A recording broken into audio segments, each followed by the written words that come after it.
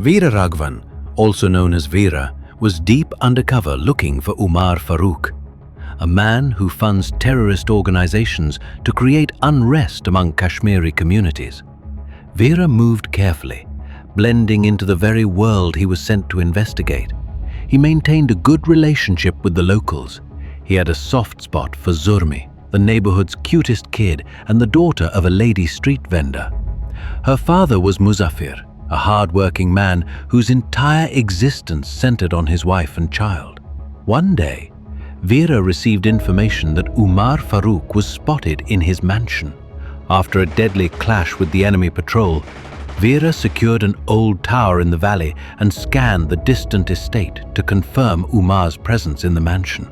There, beyond the stone walls and guarded gates, he saw him, Umar Farooq. Ready with the rocket launcher, Veera contacted the aerial surveillance team to make sure the area was clear from civilians. But time was not a luxury. Umar was mobilizing, and escape meant failure. Back in command, the surveillance team leader made the cold choice, and a lie was issued down the wire. Veera targeted the car parking and fired. The missile found its mark, but the shot came at an unspeakable cost. On the other side of the wall, a baby girl chasing a bright red balloon was caught in the blast. As the smoke cleared, Veera was devastated when he saw the red balloon he had given Zurmi float up and away. Meanwhile, air support arrived at the location, and the army captured Umar Farooq. Ignoring all the action, Veera sprinted towards the blast site. Before he could get any closer, army personnel intercepted him and dragged him back to their helicopter. Near the blast site, Zurmi laid in her mother's arms, breathless. Beside them, Musafir sat frozen, shock and disbelief etched across his face. Above the crowd, an army helicopter cut through the sky. Looking up, Musafir instantly recognized the truth. It was an Indian military operation. Amid the chaos, an anonymous stranger emerged from the crowd, approached the grieving Musafir to offer a moment of consolation. Veera quit RAW a month later, but he couldn't move on from the incident. Now he is attending sessions for PTSD, trying to heal from wounds no one else can see. And the one tasked with helping him was Preeti, a young, beautiful, and sharp-minded psychiatrist. Like Veera, she came from the same distant hometown and spoke the same native tongue. And perhaps that's why she tolerated him for this long. He came to her clinic almost every week, replaying fragments of the same tragic story over and over. But Preeti knew something didn't add up because Veera wasn't telling her the truth. His real life as a RAW operative was buried under layers of classified secrecy. Instead, he fed her a harmless lie that he was once just an army truck driver, and that his trauma came from a night on duty when he accidentally ran over a stray cat on the road. As a last attempt to pull him out of this spiral, she advised Veera to go back to his hometown for a much-needed change. She also offered to help him get a job, as her uncle Dominic runs a corporate security firm there. Preeti casually suggests that Veera can travel with her, as she too was planning a home trip. For the first time in a long while, Veera agreed. A week later, Veera and Preeti boarded a flight to Chennai. Midway through the journey, a drunk passenger began harassing the air hostesses. Before things could escalate, Veera stood up, calm, composed. He disarmed the situation without a single punch thrown. Preeti watched it all. The courage, the restraint, the quiet sense of duty. For the first time, she truly saw Veera. As the flight cruised above the clouds, their conversation flowed. She opened up to him, told him she was soon to be married to the Home Minister's son. Veera smiled softly and congratulated her. He also thanked her for being patient with him through everything. Preeti hesitated for a moment and asked about his past. Veera quietly told her he was an orphan, no family, no home, until the army found him, gave him a purpose, gave him a life worth living. Preeti's heart sank. She realized how little she had understood him, how she never looked beyond his silence, his scars. Veera arrived at East Coast Mall alongside his new boss, Dominic, to meet the mall's manager, hoping to renew the security contract. As they walked through the corridors, Veera's instincts kicked in. The new security personnel stationed around the mall were all Kashmiris, Something about their presence didn't sit right with him. Inside the manager's office, the atmosphere turned tense. The manager refused to renew Dominic's contract, blaming poor management and weak security protocols. Dominic tried to defend his case, placing his trust in his new recruit, Vera, but the manager wasn't convinced. With a forced smile on his face, he asked them to have some tea and leave. He picked up the phone to call for the staff, but the line was dead. Vera glanced at his phone. No signal, not even a single bar. Something wasn't right. Looks of the new security team, the strange unease in the mall, but Vera kept his suspicions to himself. He and Dominic stepped out of the office, politely refusing the tea they were offered, and started walking down the corridor.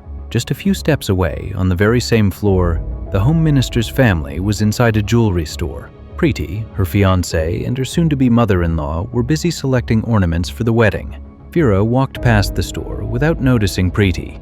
His focus was on a little girl, giggling as she chased a drifting balloon across the hallway. Vera caught it gently and handed it back to her. The little girl smiled, and in that split second, she reminded him of Zormi. Her face, her laughter, haunted Vera's mind like a ghost he could never outrun. Vera walked away without acknowledging the mother, who thanked him for stopping her child. The very next moment, chaos erupted. On the ground floor of the mall, figures dressed in cheerful mascot costumes suddenly opened fire. Shoppers screamed, glass shattered, panic rippled through every corner. The message was loud and clear. The mall was under siege. Within minutes, the attackers secured all exits. Elevators were shut down, communications were cut. Their leader, Umar Saif, brother of Umar Farouk, wearing a bald face mask, took control of the situation. Umar Saif dialed the police control room and issued a chilling declaration. They were Pakistan-based Islamic State operatives, and the mall's visitors were now their hostages.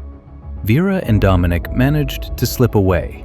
They ducked into a dark, unopened retail store, one that hadn't even been inaugurated yet. They stayed silent, listening to the terror unfolding outside. Back in the capital, a high-profile emergency meeting was convened at the ministry. Intelligence confirmed the situation. A quick decision was made: deploy the Special Forces. Leading the operation, Deputy of National Security Force Altaf Hussain, a man known for his discipline, unwavering focus, and his refusal to back down from any mission, no matter the cost. Unexpectedly, the Home Minister himself arrived at the control room to oversee the operation. Moments later, the ISS chief got on a secure line with Altaf. His demand was clear and ruthless. Release Umar Farouk from prison, or the hostages die. Altaf responded calmly, trying to buy more time. Inside the mall, behind the closed store, Vera held up his phone, desperately searching for a signal, and finally got it. Without wasting a second, he dialed the control room, and an agent took the call. But before he could explain the situation, the line went dead. The screen showed no service. While Altaf and his team were meticulously drafting a rescue plan, the Home Minister grew impatient by the minute. Meanwhile, inside the command center, the tech team finally hacked into the mall's security systems. The CCTV feeds flickered to life, room by room, corridor by corridor, revealing the terrorists' movements in chilling clarity. The Home Minister saw his moment. Ignoring Altaf's warnings, he ordered the Special Forces team positioned on the roof of the mall to move in and carry out a surprise attack. Inside the store, Vera heard something, faint but distinct. Footsteps just outside the wall. He glanced through the exhaust window. His suspicion proved right. Outside, Special Forces operatives were descending from the rooftop. Vera's instincts screamed that it was too soon. The timing was all wrong. He scanned the room, searching for anything he could use if the situation turned ugly. That's when his eyes caught something: an axe mounted on the wall. The Special Forces team infiltrated the building by breaking a glass panel on the third floor and hid behind the wall. The team spotted a terrorist guarding the area. They moved in, silent and precise, neutralizing him within seconds. Very quietly, they advanced toward the staircase. Vera watched it all unfold. The Special Forces team silently took down another terrorist positioned near the staircase door. But before losing consciousness, he managed to grab his rifle and fire a wild shot. The gunfire echoed through the mall. Terrorists were alerted. Hostages screamed and clung to each other in fear. Without hesitation, the Special Force team pushed forward to the second floor. Their advance, however, was cut short as hostile fire erupted from ahead. Now, the mission had turned into a direct gunfight, a face-off between the terrorists and the Special Forces. Inside the control room, the tension was boiling over. Altaf was furious at how badly things had spiraled out of control. The Home Minister began questioning the efficiency of the Special Forces team in handling the situation. Terrorists dragged 4 hostages to the entrance, guns pressed against their heads. Umar Saif dialed the control room. His voice was calm, almost mocking. "Is this what you wanted?" Before anyone could respond, bang, bang! 2 young hostages fell lifeless to the ground. On the other side of the call, Altaf's voice cracked. He swallowed his pride and pleaded not to harm innocent civilians. He ordered the Special Forces team inside the mall to pull back immediately. Inside the mall, the terrorists fired into the air, forcing the panicked hostages to stop in their tracks. Amid the chaos, a woman took her chance. Grabbing her young daughter, she fled toward the 3rd floor. But luck was not on their side. A terrorist spotted them. Cornered and out of options, the mother stepped forward, determined to protect her child.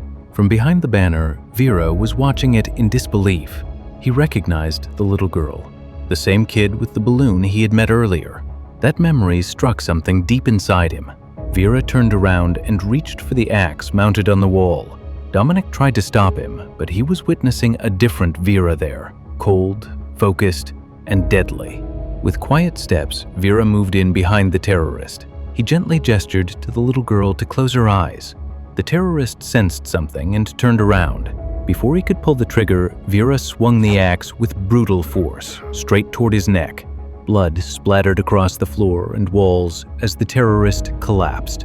Vera guided the trembling mother and child to a safe spot inside a nearby storeroom.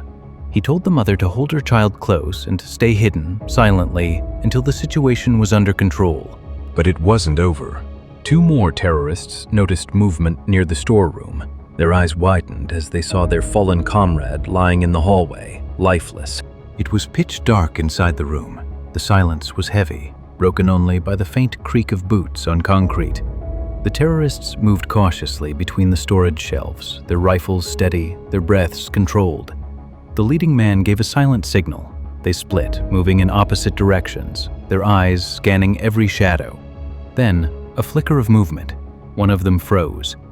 Between the racks, a pair of glowing eyes stared right back at him, cold, unblinking.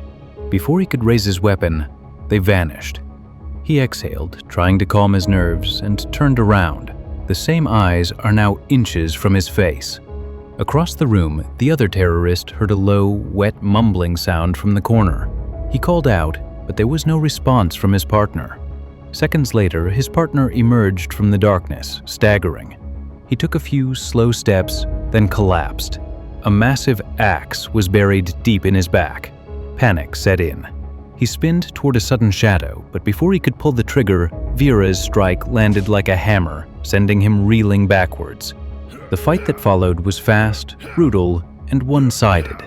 In seconds, the terrorist was disarmed, overpowered, and knocked out cold. Vera stood over the unconscious terrorist. Before finishing him off, he decided to search his body to find something useful. A sidearm, a radio transceiver, nothing unusual. Then, a wallet. He flipped it open and froze. Inside, a photograph. Zermi's picture. His heart skipped a beat. With trembling hands, he pulled off the man's mask. It was Musafir, Zermi's father. Though they had never met, Vera had seen him around the neighborhood in the valley. Outside, the chaos was settling. The military operation was being called off. The cost was heavy. 2 hostages lay lifeless at the mall entrance. ISS Chief Umar Saif called Altaf directly. His voice was cold, unforgiving. "You broke our trust," he said. "No more negotiations. Release Umar Farouk, now. If you don't, 1 hostage dies every 5 minutes." Before Altaf could respond, the line went dead. At that very moment, one of Altaf's operators monitoring the hacked mall CCTV feeds froze in disbelief. On the screen was a lone figure, fighting, moving with surgical precision. He called Altaf to take a look. Altaf watched the footage alone. His eyes widened. He knew that man. It was Veera Raghavan, his former Raw teammate, the best of the best. Before he could process it, another officer rushed in, informing him that someone named Veera Raghavan had placed an emergency call earlier but was unable to reconnect. Altaf immediately pulled up the call logs, and there it was, the number. Using a secure satellite link, Altaf sent out an SOS call directly to Veera's phone. Altaf was relieved to hear Veera's voice at the other end. He didn't waste a second, pleading for Veera's help. Veera listened in silence. His tone was cold, cautious, shaped by too many bad memories. He'd been burned before. At first, he refused. Finally, he gave in. "I'll do what I can," he said, "but I do it my way." Altaf agreed without hesitation. He just needed results, and he trusted no one else to get them. When the call ended, Altaf turned to his closest men and asked them to keep it a secret. He no longer trusted the Home Minister, and for good reason. An hour later, in a dimly lit room, Musafir stirred back to consciousness. His hands were bound to a chair. He lifted his head slowly, his eyes adjusting to the light. Standing in front of him was Veera. Veera demanded to know their plan. Musafir only shook his head, refusing to speak. With no time to spare, Veera struck him, again and again, trying to break his silence. But Musafir held firm. As a final attempt, Veera pulled out the photograph of his daughter and spoke quietly, reminding him of the consequences of his actions. How many innocent children just like her would suffer if this continued? The words cut deeper than any blow. Slowly, Musafir gave in. Veera had finally convinced him. Veera then made an unexpected offer, a chance to disappear, to walk away from all of this and return to his family, to start over. And Veera meant it. Deep down, he knew part of this was his fault. Musafir hesitated for a second, then nodded. He would side with Veera. What followed changed everything. Musafir revealed their entire plan. The layout, the movements, the timing. Veera immediately got to work. He contacted Dominic and the small group he had met at the mall. Together, they began crafting a counterplan. The first step was infiltration. Veera took Musafir's identity, his clothes, his mask, and stepped into the main hall where the captives were being held. He slipped some balloons over the CCTV lens, blinding the camera. Then, 2 quick, silent strikes. The guards fell without a sound. Veera dragged their bodies into a nearby toy shop and hid them among the shelves. He changed back into civilian clothes, whispered for everyone to stay quiet, and blended into the terrified crowd. Just another hostage. That's when he saw her, Preeti. She was sitting right beside him, her eyes wide with shock, still processing what she had just witnessed. Later, she introduced her fiancé and mother-in-law to him. Unaware of what was unfolding inside the mall, the minister grew increasingly anxious for his family's safety. In desperation, he asked Altaf to negotiate with the ISS chief, offering himself in exchange for some of the hostages. Altaf immediately agreed to it. The move would not only protect the hostages a little longer, but also buy them precious time. When contacted, the ISS chief accepted the proposal, but only on one condition: Umar Farooq must be released to Pakistan. After explaining the severity of the situation, Altaf finally secured government approval to release Umar. Once the news reached him, Umar agreed to free hostages, but only 2 in return for the minister himself. The minister had hoped to save his entire family, including his future daughter-in-law, Preeti. But under mounting pressure, he quietly asked that his wife and son be released first. The minister's son, hopelessly in love with Preeti, refused to leave her side. But his mother grabbed his arm, pulled him away. Preeti watched in disbelief. They left her behind. Veera saw the pain in her eyes. He felt a pang of guilt and tried to comfort her.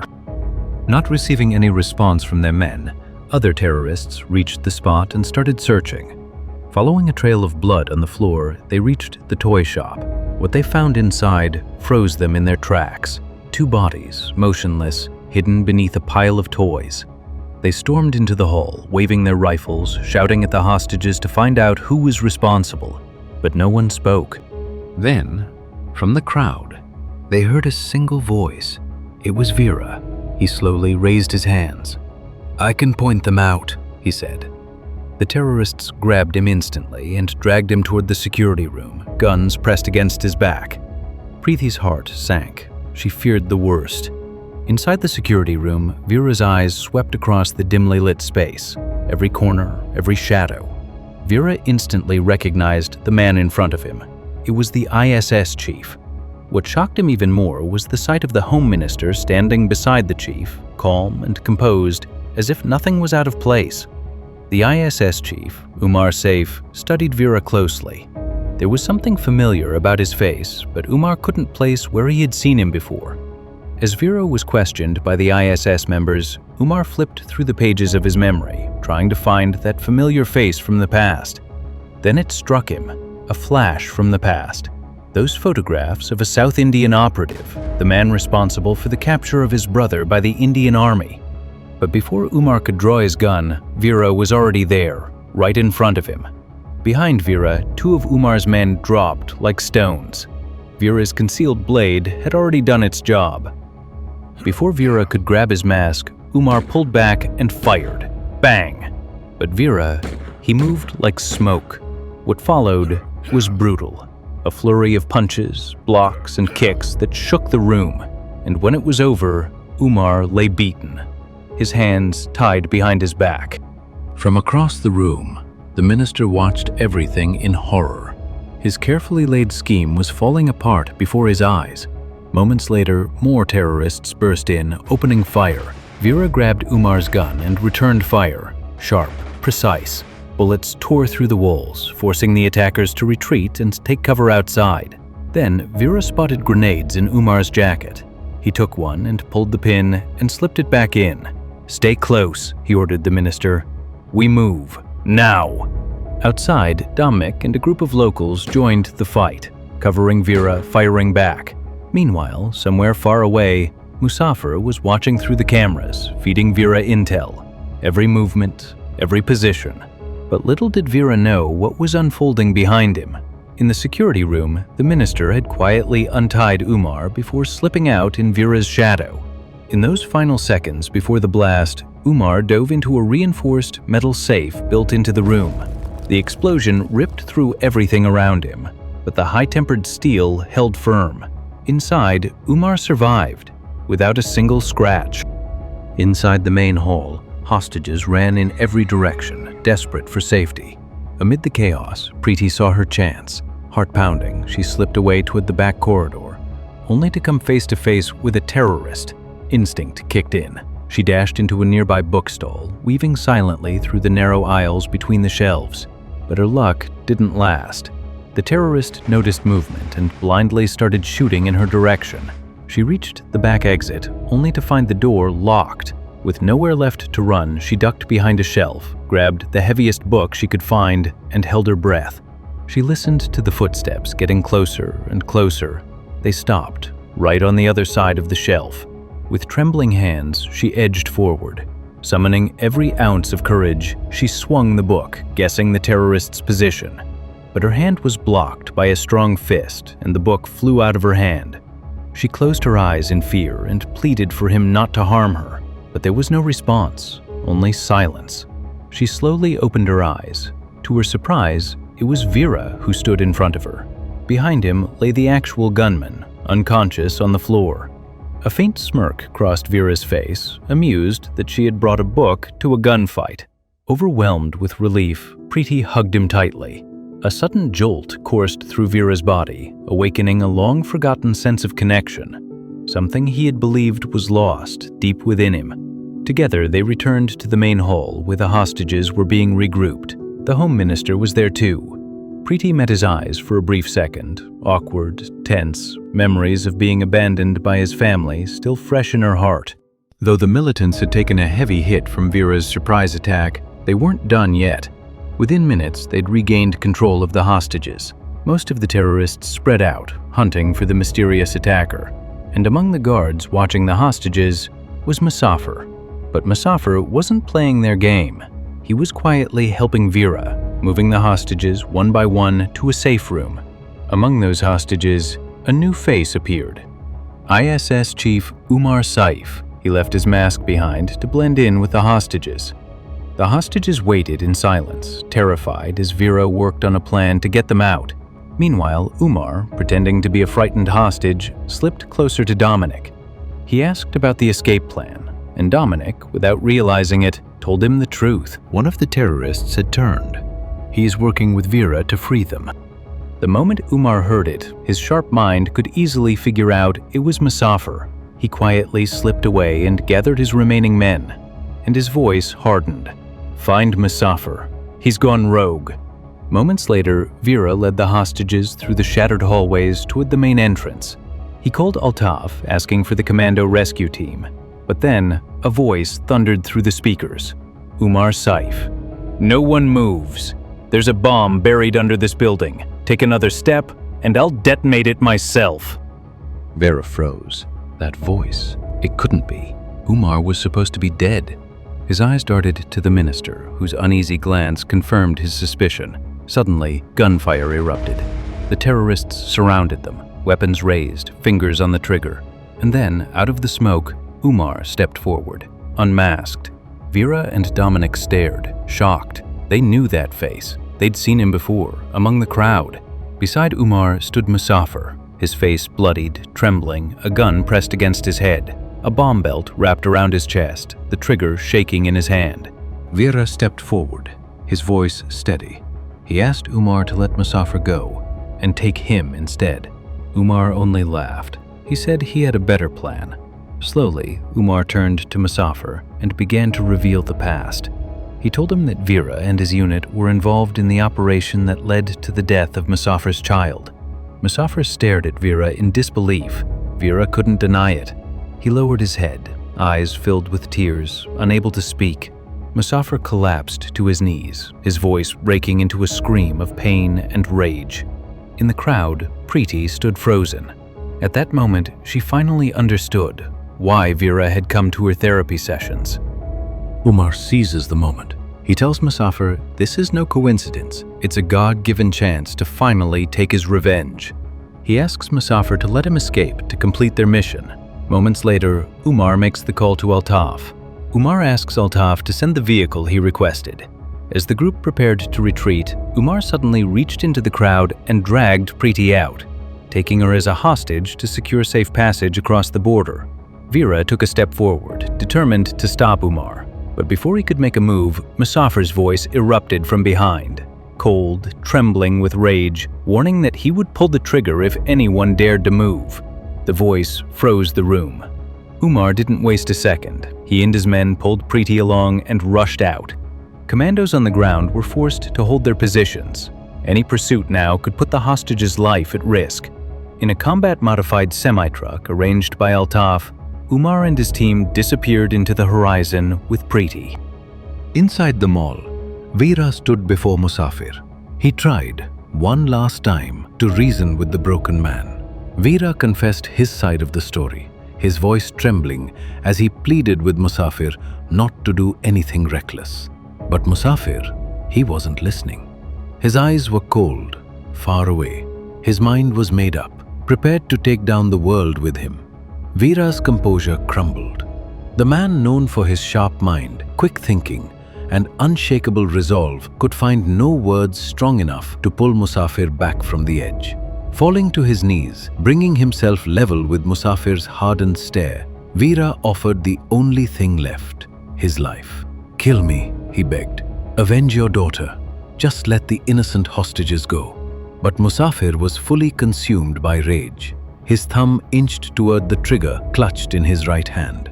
Silence tightened around them like a noose. And then, something unexpected happened. A little girl, no older than 5, walked quietly past Veera. She rested her tiny hand on Musafir's shoulder and, in a trembling voice, addressed him as uncle and whispered in his ear that she is scared of bombs. Veera's eyes widened. He recognized her instantly. The same child he had saved from the terrorists. Yet he didn't move. Not yet. Musafir froze. His wild eyes flickered, the world around him blurring. In that moment, the child's voice wasn't hers. It was Zurmi's, his daughter's, soft, innocent, begging him to stop. His fingers loosened. The trigger slipped from his grasp. Musafir pulled the little girl into his arms and broke, crying into her shoulder. But the fragile piece shattered as the girl's mother rushed forward, snatching her child away in fear. As they stepped back, Vera's eyes shifted and he spotted them. Snipers. Perched on the upper floor, rifles trained on Musafir. "Wait!" Vera tried to shout.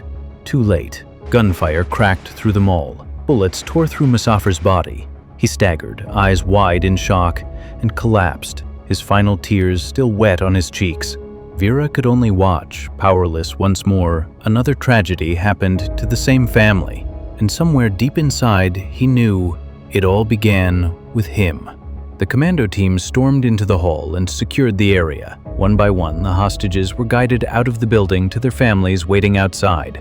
Moments later, Altaf arrived. He found Vera standing in silence, still processing the aftermath. Altaf delivered the news quietly. Umar had escaped in a helicopter. Contact was lost as the aircraft disappeared into bad weather over the Western Ghats. Altaf told Vera to go after them and assured him that he would provide updates along the way. The next morning, the search team located the missing helicopter. Hidden deep within the dense jungle, abandoned, of Umar and his team, there was no trace. Without wasting a second, Altaf contacted the Central Command, requesting full-scale nationwide support.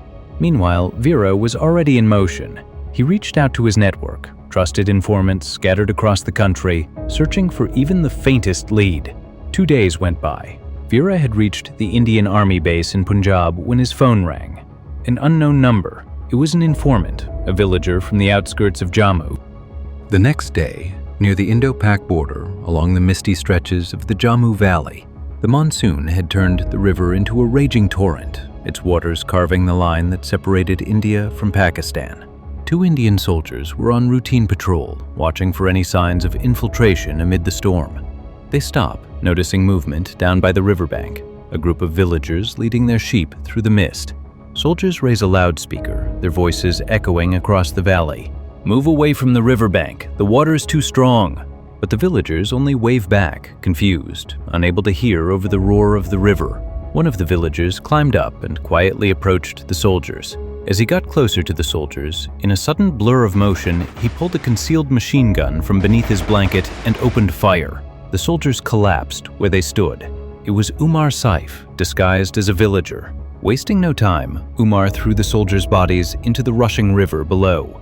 He then scanned the surroundings for any remaining patrols and signaled others to join him. Another gunman emerged from the tree line, his rifle fixed on Preeti. He barked orders, forcing her to move forward, toward the others waiting at the center of the bridge. Umar, calm but cold, pulled out his satellite phone. He dialed his allies. Within minutes, a Toyota Hilux rolled to a stop on the far side, across the border, inside Pakistan. Umar then turned to Preeti, who was visibly exhausted and trembling, and in that moment, he knew he didn't need her anymore. But before he could pull the trigger, a voice echoed from behind them. They spun around. A villager, his face half covered by a muffler, walked toward them, waving a red beanie in his hand. One of the terrorists recognized it, the same beanie he had lost in the woods. Umar quickly hid his gun behind his back, watching closely as the man drew nearer. But as the villager reached near them, he threw the beanie into the river below. The muffler came off, and Vera revealed himself. Underneath the beanie was a remote detonator. Umar's eyes filled with rage. Preeti's filled with hope. Vera raised the remote. "You're standing on a bomb," he said, "right beneath your feet." He turned to Preeti. "Run, back to the woods, now." She hesitated, but when he promised he'd return, she ran. Umar leveled his pistol. "Give me the remote," he ordered. Vera extended his hand, but before Umar could grab it, Vera pressed the button. A thunderous blast ripped through the bridge. The world erupted in fire and steel. One side of the bridge collapsed into the river below. The rescue team, seeing the explosion from the far bank, had no choice. They pulled back, retreating to save themselves. Preeti turned back in horror. The bridge behind her was swallowed in flames and thick, choking smoke. Through the chaos, Vera emerged. Thanks to his calculated stance during the explosion, the blast had a little impact on his body. He staggered up, coughing through the haze. Using the smoke as cover, he became a silent predator, moving through the devastation. He took out one terrorist after another, but as the wind pushed the smoke away, only two figures remained, Vera and Umar. Umar stood firm, gun in hand, eyes locked. He pulled the trigger. Vera twisted, narrowly dodging the bullet, launching himself toward Umar. The two collided as they fought for control of the weapon. Meanwhile, Indian Army helicopters swept in, having tracked the explosion. Preeti waved desperately for help. Within minutes, soldiers surrounded the area. Snipers took position, scopes locked on the silhouettes on the broken bridge. Preeti tried to intervene, trying to stop them, trying to explain. And then, it happened. With a deafening groan of twisted steel, the shattered bridge gave way. Before anyone could react, the structure crumbled, plunging both Vera and Umar into the raging river below. Preeti screamed, frozen in disbelief. The river took them away, merciless and fast, leading straight toward a deadly, steep waterfall. The army searched for hours, but the bodies were never found. The next morning, somewhere along the banks of the river, Umar slowly opened his eyes. His head was spinning. Every breath sent a sharp pain through his body. When he looked down, he saw it, a deep wound tearing across the left side of his stomach. With trembling hands, he ripped a piece of cloth and tied it tightly, fighting the bleeding. His leg broken, his body battered, but his will to survive still burning. Then, a few meters away, he spotted a body, motionless. Gritting his teeth, Umar forced himself to walk. Each step was agony. But when he got closer, his eyes widened. It was Vera, lying still but alive. Umar's rage boiled within him. He wanted to finish him right there. But then he saw someone approaching, a villager coming down the bank to investigate. Thinking fast, Umar spun a lie, said their boat had crashed on the river rocks. He spoke politely. After speaking with villagers, Umar realized he was in his motherland's territory. He humbly requested to borrow the phone to call for help. Within the next hour, a few cars rolled up. Men stepped out. Umar asked the team to carry Vera with them. Back in Chennai, Preeti was shattered. Day and night, she sat before the television, clinging to any scrap of news about Vera. Across the country, outrage grew. Protests, rallies, demands for justice. But behind the chaos, a darker truth was unfolding. Following the clues Vera had left behind, Altaf began to uncover something explosive, evidence linking a powerful minister to the entire conspiracy. The revelation reached the top, and soon, a high-level probe was launched. The next day, deep in a remote forest, an intense combat session for a group of young recruits was underway at the Al-Qaeda training camp. Just a short distance away, inside a partially hidden underground bunker, Umar Farooq knelt in silence, immersed in his prayers. Then he turned to his brother Umar Saif and asked him to bring Vera to the room.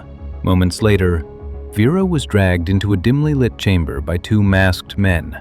His hands were bound tightly by a rope. His face, bruised, blood trickling from a fresh cut, showed the toll of relentless torture. The walls behind him were marked with Arabic inscriptions.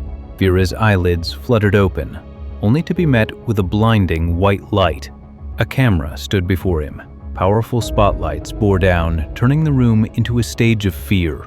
Umar Saif stepped forward to block the light so Vera could see him.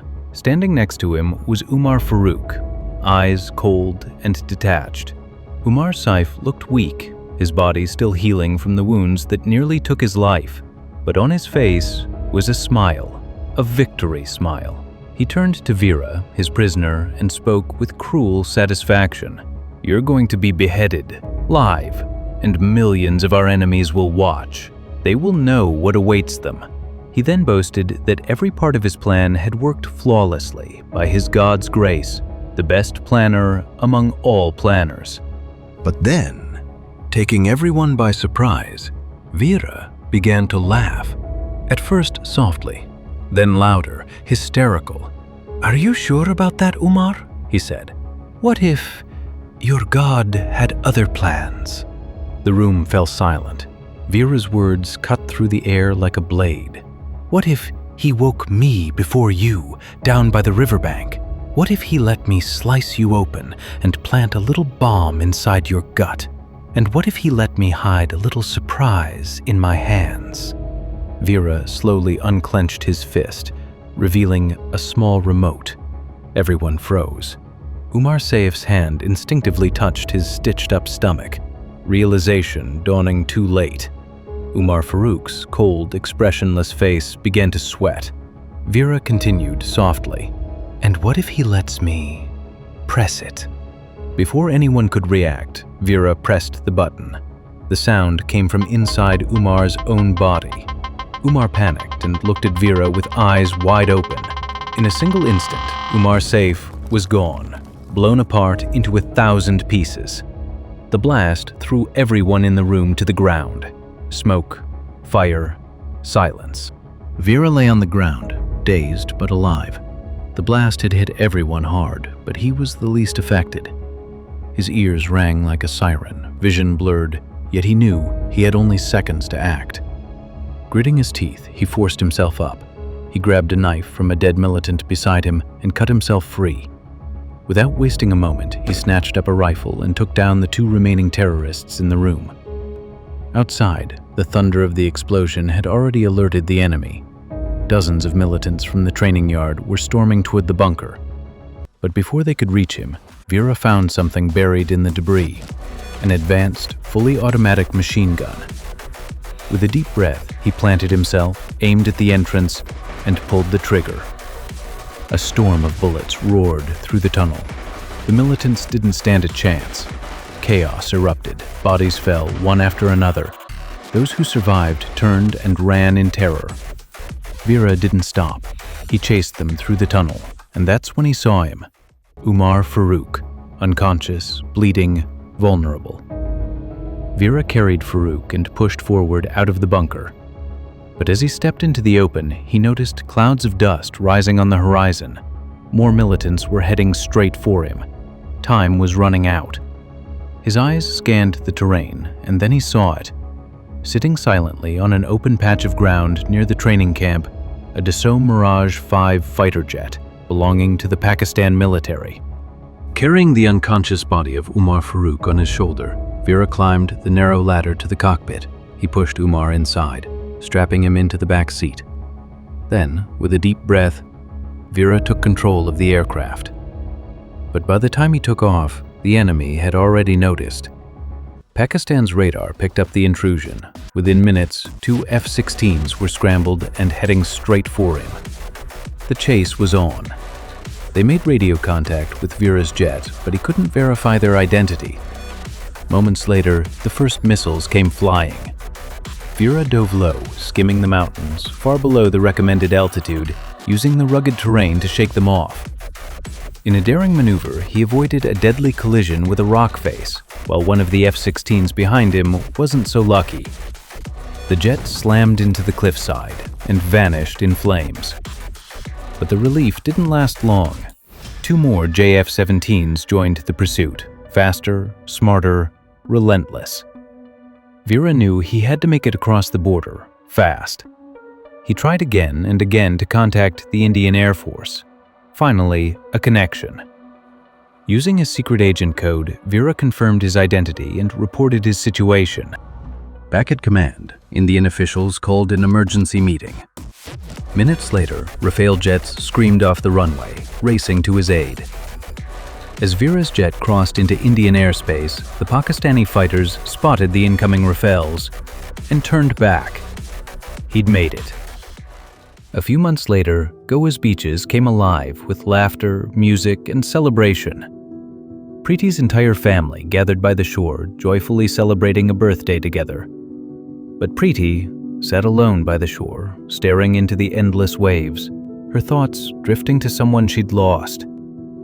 Then, a figure approached her quietly and spoke in a soft, familiar voice. Her eyes widened. That voice, she knew it. She looked up, joy flooding her face.